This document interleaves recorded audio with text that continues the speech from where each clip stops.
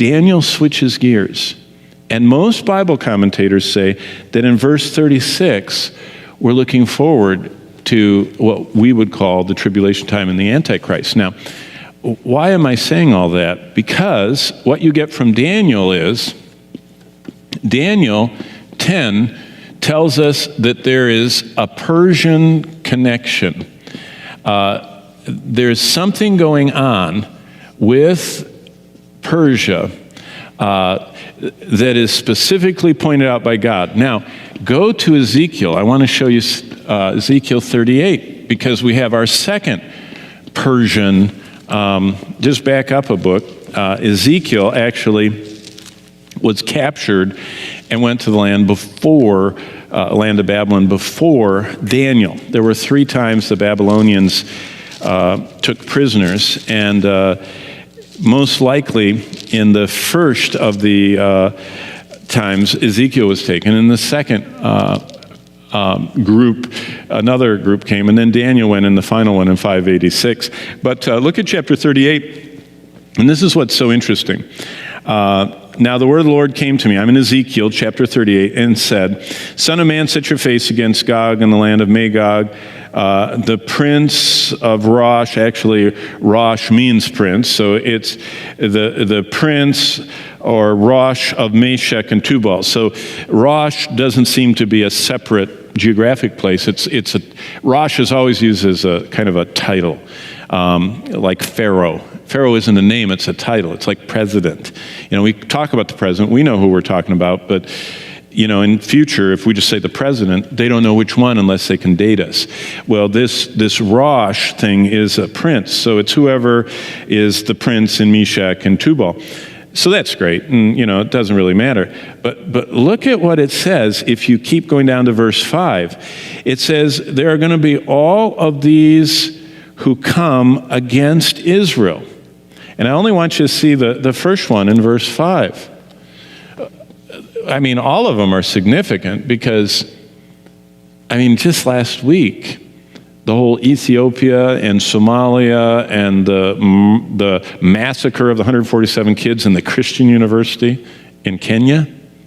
The Muslims came in at gunpoint, separated the Christians from the other Muslims, let the Muslims leave, and they butchered the Christians. This whole stirring up of the South the Bible talks about, it's interesting to watch it start. But verse 5, what I want you to see is in Ezekiel 38, who's at the head of the line that's coming against Israel in verse 5? What's the first word there in your Bible? Say it out loud. Persia. So we know that Daniel saw there is the Persian politics were being deeply behind the scenes influenced by this high-ranking principality and power, this demon over a country. Now there's another demon over Greece. He seems to be wasting money right now. If you're following, current world news, the Greeks are going broke and falling out of the euro. And I'm just teasing about that. Probably there's some prophetic implication to that. But what we see is this Persian deal figures into Ezekiel 38, saying that there is going to be a coming invasion of Israel that is headed up by Persia. Now, why is that?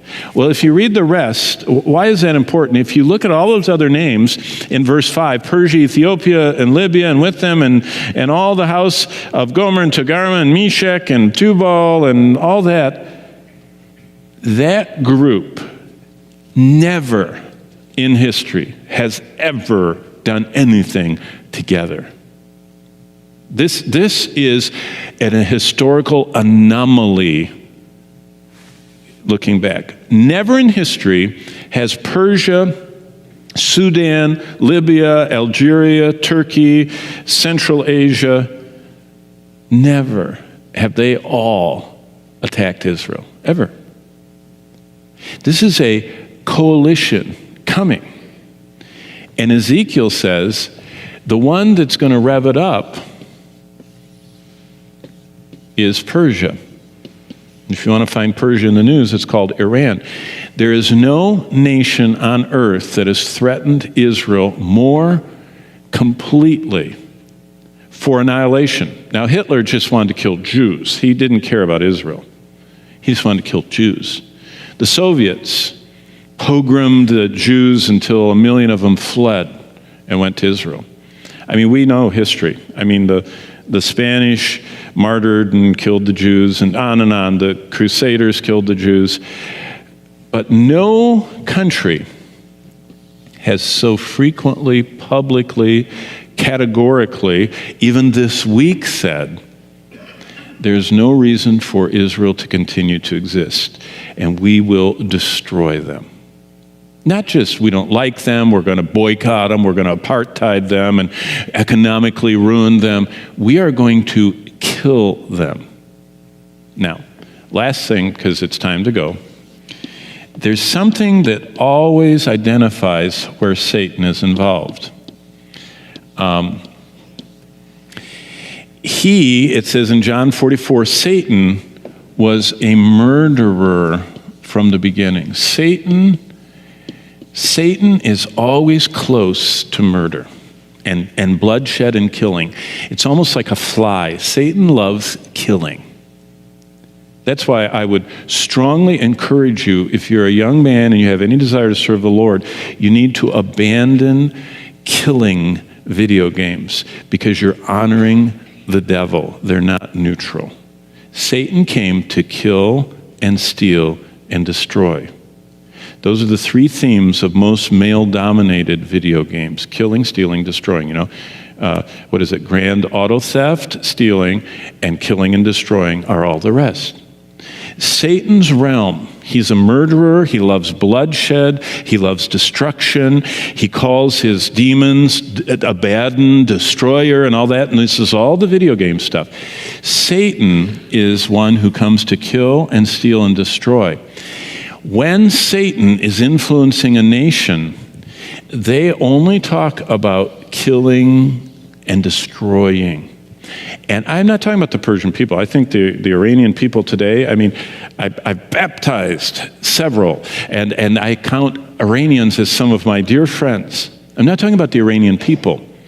I'm talking about the nation of Iran in the hands of its current leaders who are tied to high up principalities, have this unhuman, it's demonic, it's not human, it's a demonic passion to destroy God's chosen people of promise, the Jewish people. And how does it all end? And I'll end now because we only have 4 minutes. Go to Revelation 12, because what's really interesting is the end of the Bible is all built around all this stuff that Daniel and Ezekiel talk about. God kind of wires it all together. If you look at the Bible, there's prophecies in Genesis, in Deuteronomy, a few in the Psalms, a lot in Jeremiah, a lot more in Ezekiel, and then Daniel and Zechariah. Those are all kind of streams of prophecies about the last days, but all of them are wired into the book of Revelation. And that's what makes Revelation so interesting.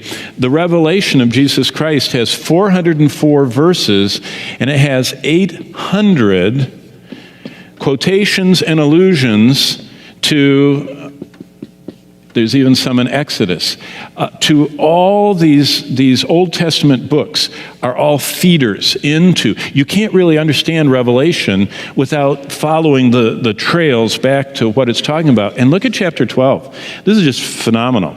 And I think I passed Mr. Tibble's question, but I'll just read this and then we'll quit. And a great sign appeared in heaven, a woman clothed with the sun and the moon under her feet, and on her head was a garland of 12 stars. And what on earth would that be? Well, if you go back to Genesis and you look in the life of Joseph, Genesis 37 to 50, bingo.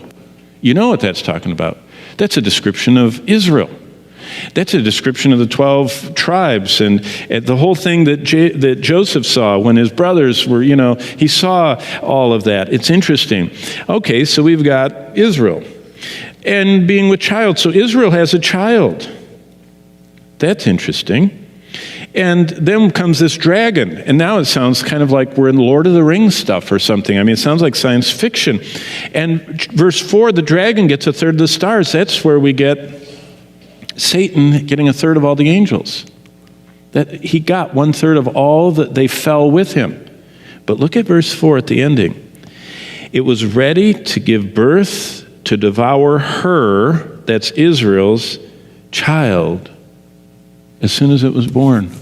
And if you have certain versions of the Bible, child is capitalized. This is talking about Christ. So the nation of Israel had Christ, through Mary and, through the seed of the woman. And we've talked about the virgin birth and everything, but it was through the line of David and Abraham, Isaac, and Jacob and the 12 tribes and all that. But look what happens. Verse 5, she bore the male child who was to rule all nations. That's Christ with a rod of iron. That's Psalm 2. I mean, all this stuff is just wired back to the rest of the Bible. And her child was caught up to God. Now, that's the end of the 40 days after the resurrection, the ascension. Jesus went up. And so the woman fled in the wilderness, and God prepared a place for her for 3.5 years. And war broke out in heaven, verse 7, and Michael and his angels fought with the dragon. And all of a sudden, we are seeing in Revelation that Satan has one goal. And he's going to use the nations of the world that will be usable. But Satan's goal is, he has one goal. He wants to destroy Israel. Because God made a sovereign election of Israel. And if Satan can destroy them all, it ruins God's plan. And so the whole book of Revelation is all tying together the promises of God that he has sovereignly made to his people, Israel. Why do you think God parks his throne over Jerusalem? If the church took Israel's place, he should park his throne over Rome. The Roman Catholic Church. Or maybe over, Nashville or something. I mean, why does he park it over Jerusalem? Because he has sovereignly elected Israel, and the whole end of the world is all of these prophecies being revealed in how God defeats the devil. And especially when you get to Zechariah, Satan gets every nation on earth to march against Israel. Not Rome and not Washington, Jerusalem. Every nation on earth starts going toward Israel. And Zechariah 12-14 says that at the last moment, God rescues Israel. And Israel, Jews, look up and see the one they pierce and mourn and are gloriously saved. So, Mr. Tibble, thank you for asking that. You're not even here tonight, but I'll answer it anyway. In modern news, fascinating is there's a Persian connection to Ezekiel 38, which ties the devil into desiring to destroy Israel. And the current nation he's really fomenting is Iran. And in verse 5 of Ezekiel 38, Iran leads the pack against Israel.